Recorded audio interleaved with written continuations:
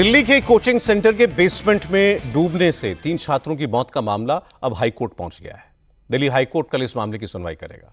इस बीच दिल्ली के मुख्य सचिव ने इस हादसे पर अपनी रिपोर्ट जल विभाग के मंत्री आतिशी को सौंप दी है। रिपोर्ट में चीफ सेक्रेटरी ने इस हादसे के लिए कोचिंग सेंटर को ही जिम्मेदार ठहराया है।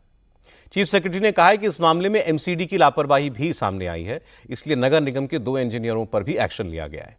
दिल्ली में तमाम जगहों पर बेसमेंट में कोचिंग चलाने वालों के ऊपर एक्शन का सिलसिला आज भी जारी रहा।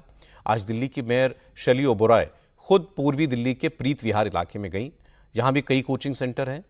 शैली ओबेरॉय की मौजूदगी में कुछ कोचिंग सेंटर्स को सील किया गया, क्योंकि वहां बेसमेंट में या तो क्लास चल रही थी या लाइब्रेरी चलाई जा रही थी। दिल्ली के मेयर ने कहा कि राजधानी में ऐसे बहुत से कोचिंग सेंटर हैं जो एमसीडी की बिल्डिंग बायलॉज का पालन नहीं कर रहे हैं, बेसमेंट का कमर्शियल यूज कर रहे हैं। उनमें से किसी को भी बख्शा नहीं जाएगा। अब एक्शन सब पर होगा।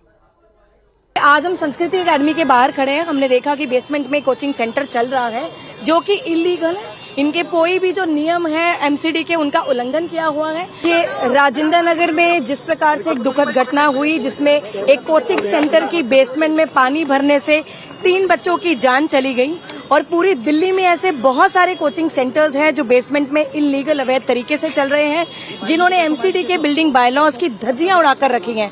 अब किसी भी कोचिंग सेंटर्स पर हम स्ट्रिक्ट एक्शन लेने वाले हैं। जितने भी ऐसे कोचिंग सेंटर्स हैं, किसी को भी बख्शा नहीं जाएगा, और साथ ही अगर कोई अधिकारी इसमें दोषी पाया जाएगा तो उस पर भी कार्रवाई होगी। इस बीच कोचिंग में हादसे के बाद दोषियों के खिलाफ एक्शन की मांग को लेकर स्टूडेंट्स का प्रोटेस्ट आज भी जारी रहा। दिल्ली के राजेंद्र नगर में छात्रों ने दृष्टि आईएएस कोचिंग के बाहर नारेबाजी की। ये कोचिंग विकास दिव्य कीर्ति चलाते हैं और अक्सर वो सोशल मीडिया पर ज्ञान देते हुए दिखते भी हैं। लेकिन जब एमसीडी ने कार्रवाई शुरू की तो पता चला कि दृष्टि आईएएस की बिल्डिंग में भी नियमों के खिलाफ जाकर बेसमेंट में क्लासेस चलाई जा रही हैं। बेसमेंट को सील कर दिया गया। विकास दिव्य कीर्ति ने कोचिंग में हुए हादसे पर चुप्पी साध रखी थी, इसलिए स्टूडेंट्स ने उनके घर और कोचिंग सेंटर के बाहर प्रोटेस्ट किया। दिल्ली के कोचिंग सेंटर में हुए हादसे का असर यह हुआ है कि दिल्ली के साथ साथ अब दूसरे राज्यों में भी कोचिंग सेंटर्स की जांच हो रही है। आज राजस्थान, बिहार, एमपी में भी नियमों को ताक पर रखकर गैर कानूनी तरीके से चल रहे कोचिंग सेंटर्स को सील किया गया है।